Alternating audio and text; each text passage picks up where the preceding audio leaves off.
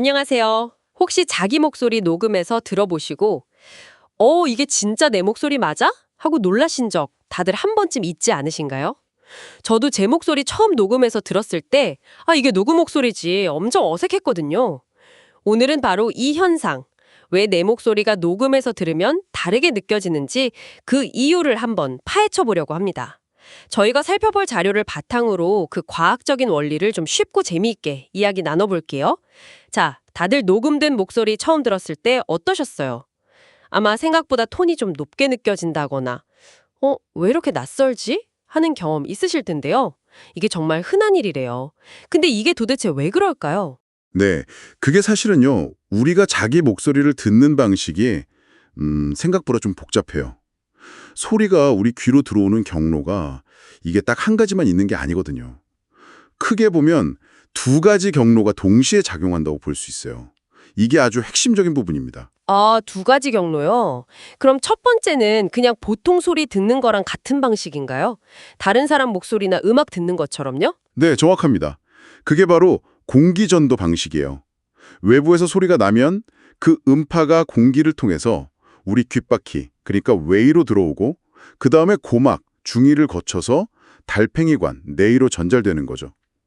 이게 가장 일반적인 경로고요. 다른 사람이 내 목소리를 듣거나 아니면 녹음기가 목소리를 담을 때 바로 이 공기전도를 통해서 소리를 잡는 거예요. 그렇군요. 공기전도. 그럼 두 번째 경로는 뭔가 특별한 건가 보네요? 방금 말씀하신 대로 우리가 스스로 목소리를 들을 때만 작용하는 그런 경로인가요? 네, 맞습니다.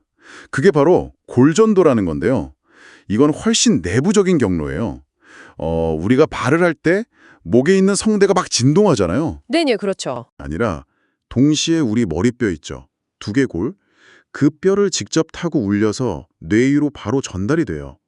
그러니까 뭐랄까 머리뼈 자체가 하나의 울림통 역할을 하는 셈이죠. 와. 이건 정말 말하는 사람 자신만 경험하는 아주 독특한 소리 전달 방식입니다. 제 머리뼈를 통해서도 소리가 전달된다는 거네요. 오, 이거 진짜 신기한데요?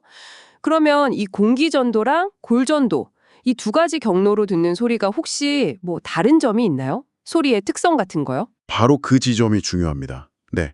골전도는요, 특히 그 낮은 주파수의 소리 있죠? 저음. 이 저음을 훨씬 더 잘, 그리고 더 강조해서 전달하는 특징이 있어요. 아, 저음을요? 왜 그렇죠? 그게 이제 뼈라는 매질 자체가 공기보다는 저음역대의 진동을 더 효과적으로 전달하기 때문이라고 생각하시면 됩니다. 아하. 와, 그럼 이제 좀 알 것 같아요. 정리를 해보자면 평소에 제 목소리를 들을 때는 공기 전도로 들어오는 소리랑 골 전도를 통해서 저음이 좀 더 빵빵하게 강조된 소리, 이 두 개를 약간 섞어서 듣고 있었던 거네요. 네, 맞아요. 바로 그거죠. 그래서 제 스스로 느끼기에는 목소리가 좀 더 뭐랄까 깊고 풍성하게 느껴졌던 거고요. 정확합니다. 우리는 그러니까 공기전도 소리랑 골전도 소리, 이 두 소리가 합쳐진 일종의 믹스 버전을 듣고 있는 거죠. 자기 자신은요. 하지만 녹음된 목소리는 어떨까요? 거기에는 오직 공기전도를 통해서 전달된 소리만 담기게 됩니다. 아, 골전도를 통해서 전달되던 그 저음 부스팅 효과는 쏙 빠진 소리인 거죠. 그렇군요. 그래서 녹음된 목소리가 다른 사람들이 평소에 듣는 당신의 목소리, 그러니까 실제 목소리에 훨씬 더 가깝다고 할 수 있는 겁니다. 와, 진짜요. 그럼 녹음된 목소리가 낯설게 들렸던 게 뭐 녹음기가 안 좋아서 그런 게 전혀 아니었네요. 그냥 제 안에서만 특별하게 들리던 그 뭐랄까 골전도로 인한 저음이 빠진 소리였던 거군요. 그래서 괜히 더 높게 들리고 좀 더 덜 풍성하게 느껴지고 그랬던 거네요. 아, 이제야 뭔가 딱 풀리는 느낌인데요? 네, 맞습니다. 간단히 요약하면 그거죠. 우리는 공기전도랑 골전도 두 경로로 내 목소리를 듣지만 녹음된 소리는 다른 사람들은 주로 공기전도로만 듣는다는 거. 그리고 골전도가 저음을 좀 더 보강해주기 때문에 우리가 느끼는 그 차이가 발생하는 거고요. 이제 그 녹음된 목소리 앞에서 괜히 막 민망해하고 이게 내 목소리라고 했던 기억들이 왜 그랬는지 너무 명확하게 이해가 됩니다. 정말 어떻게 보면 간단한 과학 원리였네요. 네, 그렇죠. 여기서 한 가지 더 생각해 볼 만한 점이 있어요. 오, 뭔가요? 방금 이야기 나눈 것처럼 이제 내 녹음된 목소리가 사실은 다른 사람들이 나를 인식하는 방식, 그러니까 순수한 공기전도 소리에 더 가깝다는 걸 알게 되셨잖아요. 네, 그쵸. 좀 충격적이긴 하지만요. 하하, 그렇죠. 이 사실을 아는 것이 혹시 앞으로 우리가 다른 사람들과 의사소통을 하거나 아니면 뭐 발표를 준비하거나 또는 뭐 노래나 악기 연주처럼 목소리를 사용하는 활동을 할 때 이게 어떤 새로운 관점이나 어쩌면 도움을 줄 수도 있지 않을까요?